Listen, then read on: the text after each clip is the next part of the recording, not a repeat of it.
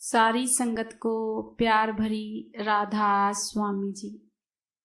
आज की जो साखी है वह हमें भजन सिमरन हमारे लिए कितना जरूरी है और इन श्वासों की क्या कीमत है, यह साखी आज हमें सब सिखाएगी।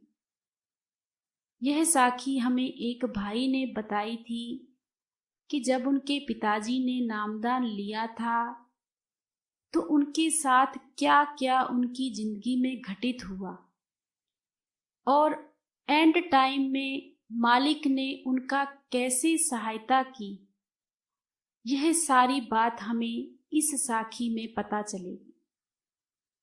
एक भाई था जिन्होंने सतगुरु से भजन सिमरन लिया हुआ था और बाबा जी को बहुत मानते थे।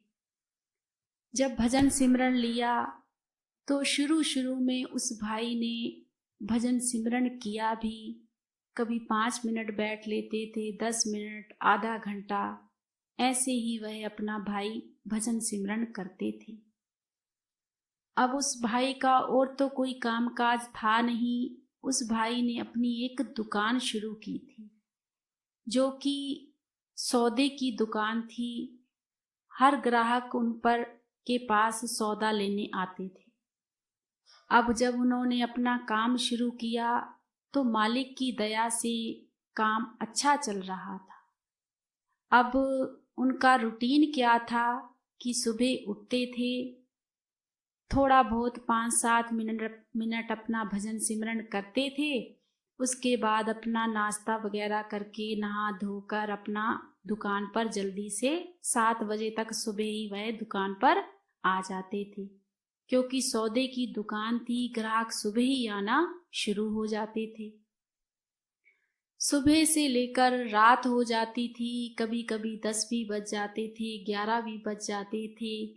अब काम काज में वह भाई इतना व्यस्त हो गया कि उस भाई को ध्यान ही नहीं रहता था कि जो मुझे मालिक ने नाम बख्शा है उसको भी मैंने 2.5 घंटे देने हैं।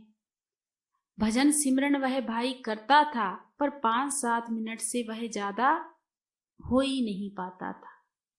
ऐसे ही वह भाई का रूटीन चलने लगा। उस भाई की एक बहुत अच्छी आदत थी कि जो भी उस भाई की दुकान पर ग्राहक आते थे, कुछ लेने के लिए आते थे, उनसे ना तो ज्यादा पैसे लेते थे, जो भी उनका रेट होता था उसी हिसाब से लेते थे। नाप तोल कर पूरी चीज देते थे और बोल बाणी बहुत ही मीठी थी। ऐसे ही उस भाई का जो समय था वह दिन ब दिन बीता जा रहा था।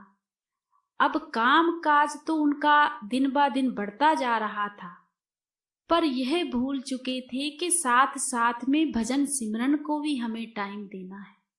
जो सतगुरु ने हमें नाम बख्शा है उसको भी हमें बढ़ाना है। अब काम काज में ही अपना सारा समय व्यतीत कर देते थे। उस भाई का एक बेटा था। जब भी वह बेटा स्कूल से आता था तो वह भाई कहता था कि आप बेटा दुकान पर ही आओगे, क्योंकि जब मैं बूढ़ा हो जाऊंगा तो यह दुकान भी तुम्हें ही संभालनी है, क्योंकि यही हमारी रोजी रोटी है। अब बेटा भी जब भी स्कूल से दुकान पर आ जाता था तो धीरे धीरे उनके पिताजी अपने बेटे को भी सारा कारोबार सिखाने लगे।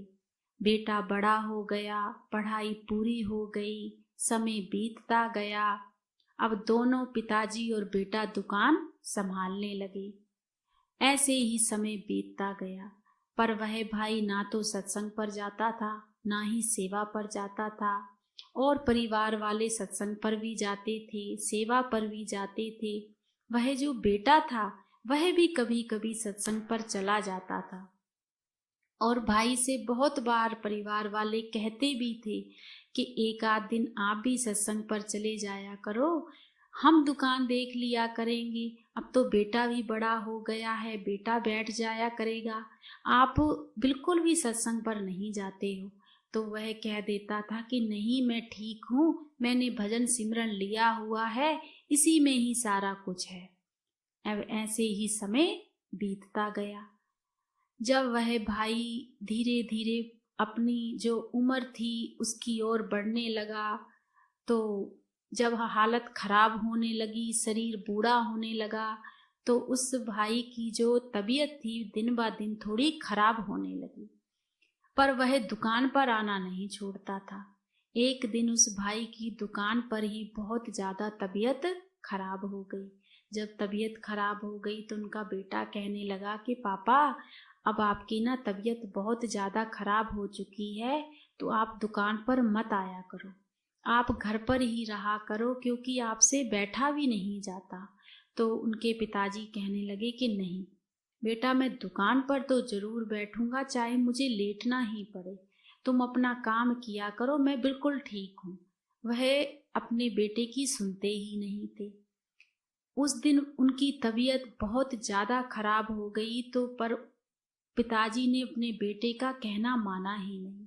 तो बेटे ने क्या किया, घर पर फ़ोन किया कि ऐसे ऐसे पिताजी की तबीयत बहुत खराब हो गई है, आप इन्हें ले जाइए।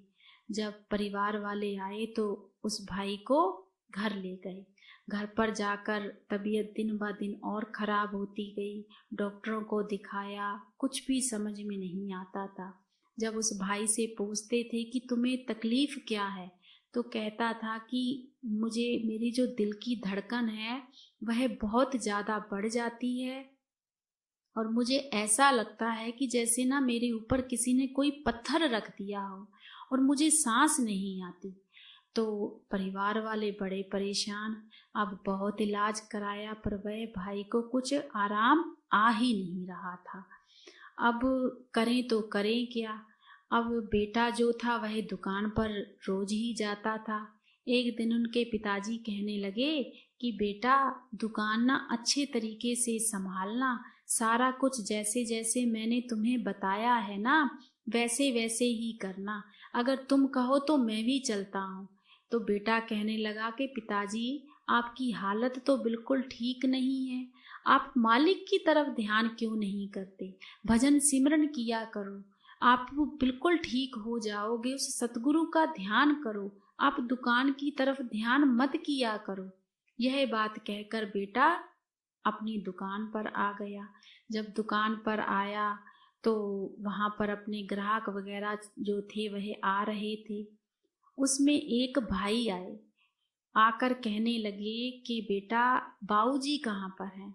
तो वह बेटा कहने लगा कि अंकल जी, पापा की तो बहुत ज़्यादा तबीयत खराब हो गई है, उनका तो इतनी कंडीशन खराब हो गई है कि उनसे तो अब ज़्यादा बोला भी नहीं जाता, और जो लैट्रिन बाथरूम है वह भी उनका ऊपर ही हो रहा है।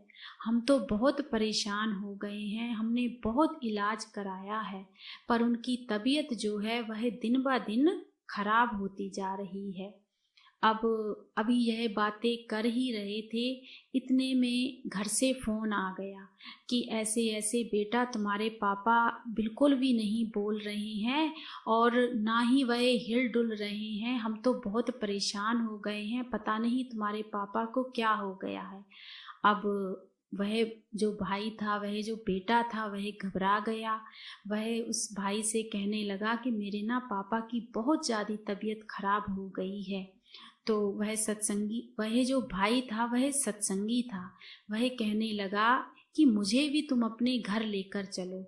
जब रास्ते में जा रहे थे तो वह सत्संगी भाई उस लड़के से कहने लगा कि बेटा, क्या तुम भी बाबा जी को मानते हो, कभी जाते हो सत्संग पर। तो वह लड़का कहने लगा कि हाँ जी अंकल जी, सत्संग पर जाते हैं। तो वह सत्संगी भाई कहने लगा कि तुम्हें भी नामदान ले लेना चाहिए, अब तुम्हारा भी टाइम है। तो वह बेटा उनका कहने लगा कि अंकल जी, अभी तो मैंने कभी सोचा ही नहीं है इस बारे में, मैं भी सोचूंगा। तो सत्संगी भाई कहने लगा कि इन चीज़ों के बारे में ज़्यादा सोचना नहीं चाहिए, इन श्वासों का तो एक पल का भी भरोसा नहीं होता, तो इन चीज़ों के बारे में अगर हम सोचेंगे तो ऐसे ही जिंदगी निकल जाएगी। यह बातें करते करते उनका घर नजदीक आ गया। जब घर गए तो देखा कि चारपाई पर वह जो बुजुर्ग थे वह लेटे हुए थे और सारे परिवार वाले उनके पास में बैठे हुए थे, क्योंकि वह भाई बहुत ज़्यादा उनकी तबीयत खराब हो गई थी और उनसे बोला भी नहीं जा रहा था। जब सत्संगी भाई गए, पास में जाकर बैठे, तो उन्होंने क्या किया, उस भाई के माथे के ऊपर हाथ रखा। जब हाथ रखा तो उस भाई के पूरे शरीर में एक झंझनाहट हुई और उन्होंने आंखें खोल ली। जब आंखें खोली तो आंखों से आंसू आ रहे थे, आंसू आ रहे थे। जब उन्होंने देखा कि कोई मेरे सामने बैठा हुआ है, तो सत्संगी भाई ने कहा कि मुझे पहचाना? तो उस भाई ने इशारा किया कि पहचाना, ऐसे इशारा किया उन्होंने। फिर उन्होंने कहा कि ठीक हो? तो उन्होंने सिर हिलाया कि नहीं, ठीक नहीं हूं मैं। तो फिर सत्संगी भाई ने कहा कि कोई बात नहीं, भजन सिमरन करो। भजन सिमरन, क्या तुम्हें सिमरन याद है? तो उस भाई ने कहा कि मुझे याद है। इशारों से ही उस भाई ने सारा कुछ उस सत्संगी भाई को बताया। अब उस भाई से तो बोला नहीं जा रहा था, बस आंसू ही उस भाई की आंखों से निकली जा रहे थे। फिर सत्संगी भाई ने उनके बेटे से कहा, एक साइड में लेकर जाकर, कि आप बुरा मत मानना, लेकिन तुम्हारे जो पिताजी का अखीरला टाइम है ना, वह बहुत नज़दीक है। जितना भी हो सकता है ना, उनसे कहो कि वह अपना भजन सिमरन करें और सिमरन की तरफ ध्यान दें। बस सतगुरु ही उनका पार उतारा कर सकते हैं और कोई नहीं कर सकता। इस समय उन्हें सतगुरु की बहुत ज़्यादा ज़रूरत है, भजन सिमरन करने की बहुत ज़रूरत है। और यह बात कहकर वह सत्संगी भाई वहाँ से चले गए। जब वहाँ से चले गए तो जब बेटा उनके पास में गया अपने पिताजी के, तो उन्होंने इशारे से कहा कि मुझे पानी दो। तो उनके जो परिवार वाले थे, उन्होंने 2 चम्मच उनके मुंह में पानी के डाले। जब पानी के डाले तो वह भाई थोड़ा सा बोला और कहने लगा कि मेरा जो टाइम है वह आ गया है। जब यह बात परिवार वालों ने सुनी तो उनकी भी आंखों से आंसू आ गए। जो भाई बोल नहीं पा रहा था, उस भाई ने कहा कि आप सब लोग क्यों रो रहे हो? जो अभी हमारे घर पर सत्संगी आए थे ना, तुम्हें पता है वह कौन थे? वह मेरे सतगुरु खुद आए थे, जिन्हें मैं देख पाया। और मेरे सतगुरु मुझसे यह कहकर गए हैं कि तुझे जमदूत लेने नहीं आएंगे, तुझे तेरा सतगुरु ही लेने आएगा। बस तुम अपना भजन सिमरन करो और तुम्हारा जो टाइम है वह बहुत ही नजदीक आ गया है। मेरे सतगुरु मुझे दर्शन देकर गए हैं और वह कहीं गए नहीं हैं, अभी भी मेरे पास में ही है। मुझे हर तरफ वह दिखाई दे रहे हैं। जब यह बातें परिवार वालों ने सुनी तो उनकी आंखों से भी आंसू की लहर छूट गई। चाहे जितना मर्जी हो, जो भी मेंबर घर से जाता है, परिवार वालों को तो तकलीफ होती ही है। अब जब वह भाई अपने श्वास उसके निकलने थे तो उस भाई ने अपने बेटे का हाथ पकड़ा और अपने बेटे से एक वादा लिया। अपने बेटे से कहने लगा कि बेटा, आज तक मैंने तुझे सिर्फ एक नाप तोल ही समझाया है कि हमेशा नाप तोल कर ही चीज देनी है, लेनी है। हमेशा मैंने तुम्हें यही समझाया कि हमें पैसा ही कमाना है, लेकिन मैंने कभी तुम्हें परमार्थ के बारे में कभी तुम्हें कुछ सिखाया ही नहीं। मेरी तो जिंदगी ऐसे ही निकल गई, मेरी तो जिंदगी ऐसे ही गुजर गई। मैंने भजन सिमरन लेकर भी उसका पूरा ध्यान नहीं लिया। लेकिन जिस दिन तुम भजन सिमरन लोगे ना, तो बेटा सबसे पहले अपने भजन सिमरन पर ध्यान देना, उस पर पूरा टाइम देना, फिर अपनी दुकान पर जाया करो। क्योंकि मेरे तो सतगुरु पूरे थे, उन्होंने मेरे आज भी हाथ पकड़ लिया और मुझे इस जंजाल से निकाल कर ले जा रहे हैं। पर ऐसा ना हो कि ऐसा किसी और के साथ हो। तो बेटा हमारे लिए भजन सिमरन बहुत जरूरी है। और भी थोड़ी बातें कही, उसके बाद उस भाई के वहीं श्वास निकल गए और सारा परिवार देखता ही रह गया।